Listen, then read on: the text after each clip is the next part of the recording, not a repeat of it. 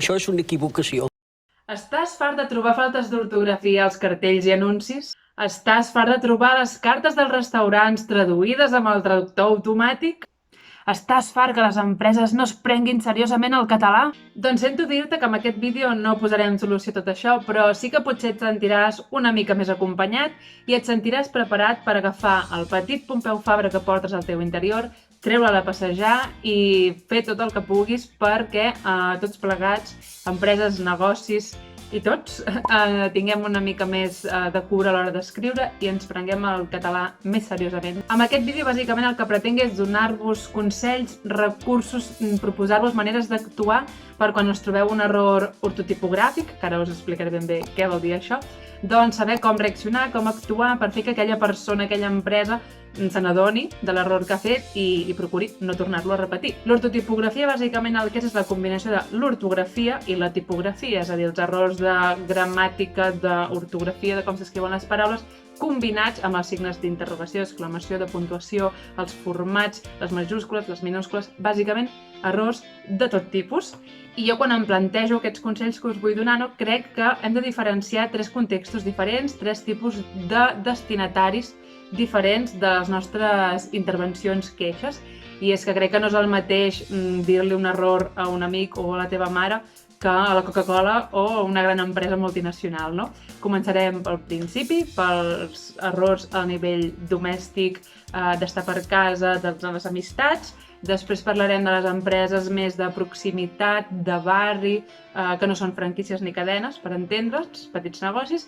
I després, la tercera categoria, i crec que és la on hem d'actuar més salvatgement, és la categoria de les empreses que en podríem dir d'elit, les grans multinacionals o les empreses de mitjans de comunicació, l'administració pública, empreses que jo considero que tenen els recursos econòmics necessaris per tenir un equip de correctors o per tenir una empresa que els revisi les coses abans de publicar-les. Bé, després concretem més tot això, però serien aquestes tres categories. Comencem per la primera. Serien les correccions a l'àmbit personal, parlant amb un amic, ja sigui en persona, per correu, per WhatsApp, a la teva família, una conversa de bar més informal, no? Quan un amic teu, per exemple, et diu, no, espera't, que tinc que anar a comprar, i tu penses, tinc que... No! God, please, no! No! No! Pots fer dues coses, bé, tres. Una és no fer res, per tant, la primera seria no fer res, deixar que aquesta persona segueixi cometent aquest error, potser no t'afecta, t'és igual la llengua, però si estàs mirant aquest vídeo entenc que la llengua és un tema que t'interessa i t'inquieta, per tant, aquesta opció la descartem. I les altres dues coses que pots fer és dir-li directament a aquesta persona ei, que això no es diu així, es diu aixà, però aquí, si no hi tens tanta confiança, pot passar que aquesta persona digui ai, que pedant, no, aquest, o què s'ha pensat, que m'ha aquí corregint. Llavors aquí depèn molt de la confiança que tinguis tu amb l'altra persona, però si no, la meva estratègia, que tampoc l'he provat tantes vegades, per tant no us puc dir que funciona i és efectiva al 100%, però jo penso que ens pot ser útil i que a còpia d'insistir-hi i insistir-hi aquella persona acabarà corregint el seu error, és quan una persona diu una cosa amb un error, com tinc que anar a comprar, tu, en comptes de només contestar i dir d'acord, molt bé, ens veiem més tard, doncs és contestar-li has d'anar a comprar, dir-ho ben escrit, i a la primera no crec que aquella persona reaccioni i de cop canviï i ja no digui més aquell error, però si és una cosa que repeteix sovint i tu sovint repeteixes aquesta estratègia, pot ser que aquella persona acabi veient que ho està dient malament o per intuïció ja li surti dir-ho bé tal com ho has fet tu, no? Potser amb les coses gramaticals és més complicat, però amb paraules, no? Ara no se m'acut res així una mica que no es vegi forçat, però si ho diu bocata moltes vegades i tu realment dius, ostres, va, a veure si aconsegueixo que aquesta persona li digui entrepà i no bocata, doncs fer servir el mateix, no? Crec que pot ser una opció interessant i bé, no ho he dit, però evidentment si teniu ja estratègies per actuar en aquestes situacions, doncs les deixeu a l'espai de comentaris i així tots plegats anem provant diferents maneres o experiències que tingueu en relació amb això de comunicar a altres persones errors que fan, a veure com es fan pres o si us han funcionat les estratègies. Estaré molt contenta de llegir-vos els comentaris.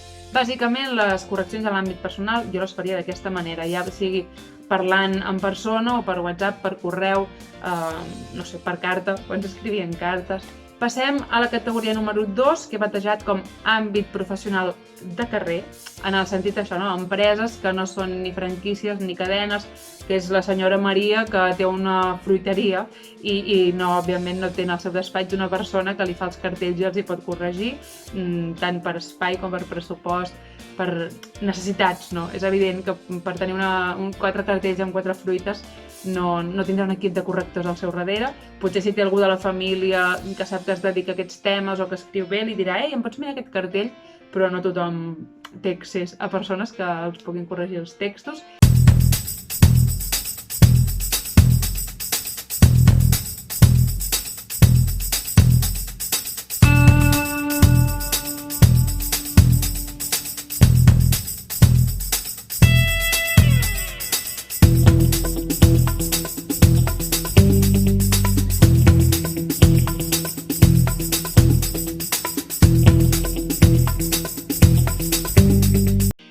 I això, àmbit professional de carrer, que penso que és interessant fer saber que les coses estan mal escrites, però no atacant, com podríem atacar segons qui.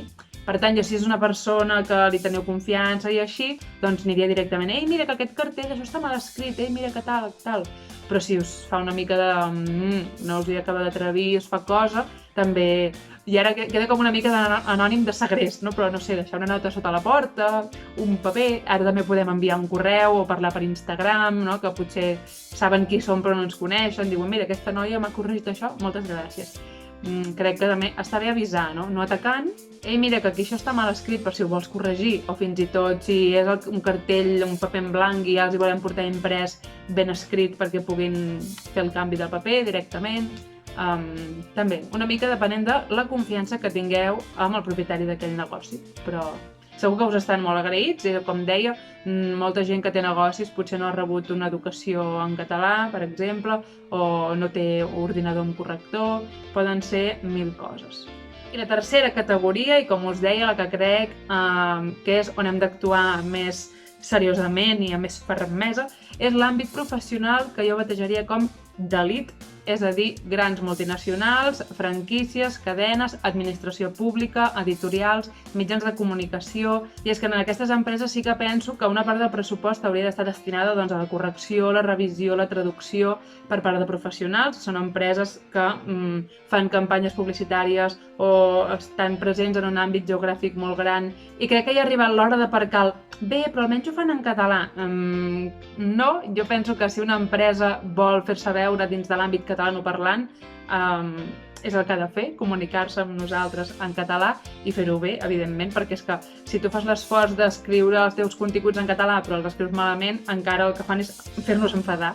I crec que és important que si veiem coses mal escrites ens queixem i ho fem saber, perquè és que es veu cada cosa que... Bé, ara us deixaré un seguit d'imatges aquí abans de parlar-ne, perquè veieu, és que hi ha cada cosa que dius com pot ser, traduccions automàtiques que ningú ha revisat, coses que totalment fora de context, no sé, de vegades fa vergonya, no? I ja no és això, la senyora Maria de la verdoleria, és una gran empresa, no sé, a mi és que ho veus i...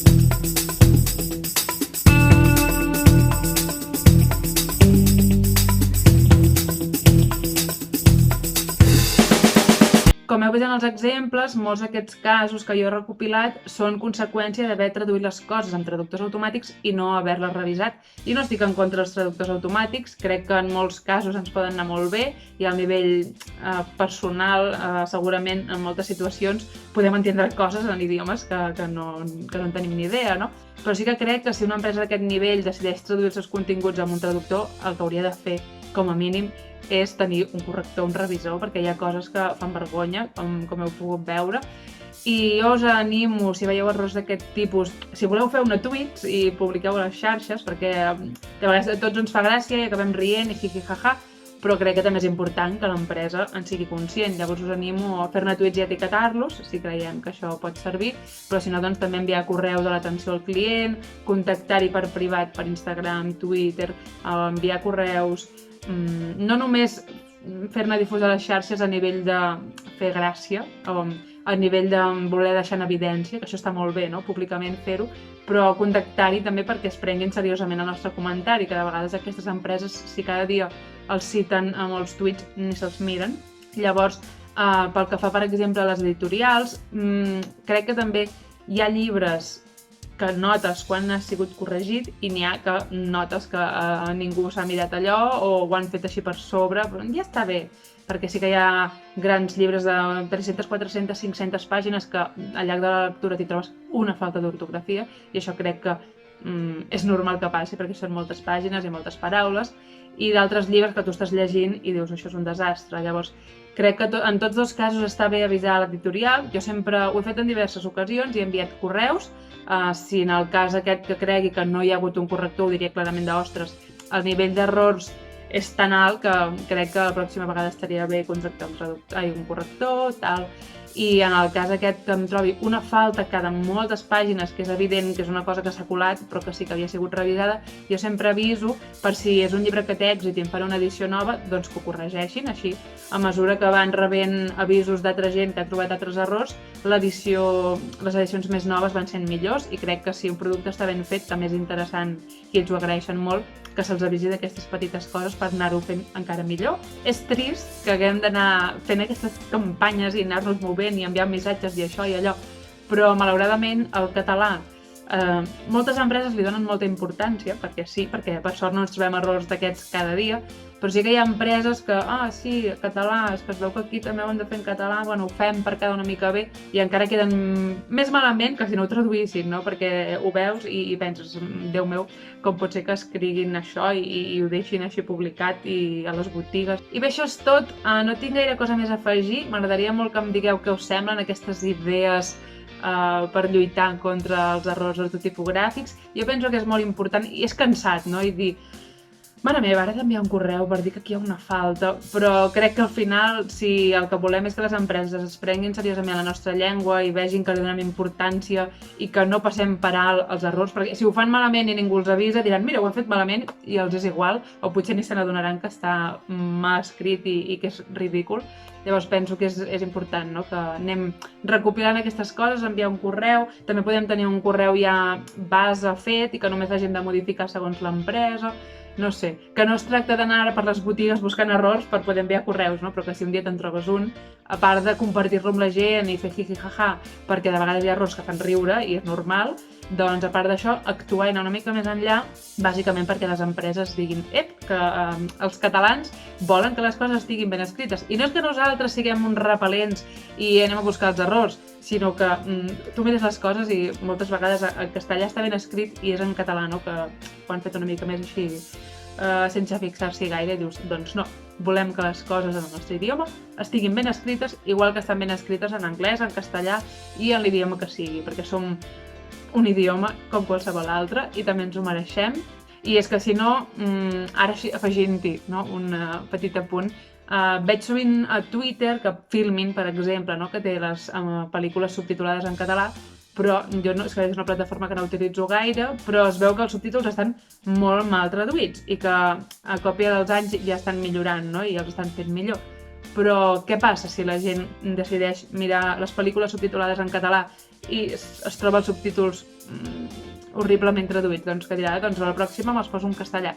I això és el que és interessant que no passi, no?, que per la mala qualitat de les coses en un idioma la gent deixi de fer-les servir i decideixi consultar la web en castellà, consultar els caixers automàtics en castellà, tenir el mòbil configurat en castellà o en anglès o en l'idioma que sigui, però ja m'enteneu, no?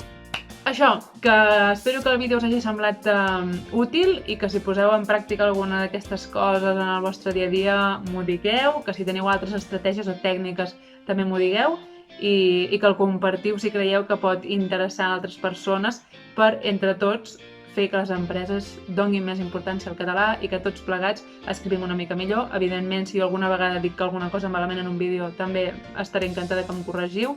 I és que jo parlo molt ràpid i ho faig bastant improvisadament. Per tant, és evident que se'm poden escapar coses. I estaré molt agraïda si em corregiu. I això, i que molts ànims, molta força, no defallim. Si algun dia necessites tornar a mirar aquest vídeo per tornar-te a motivar tu mateix, doncs aquí el tindràs per sempre penjat i que ens veiem al pròxim vídeo. Adeu!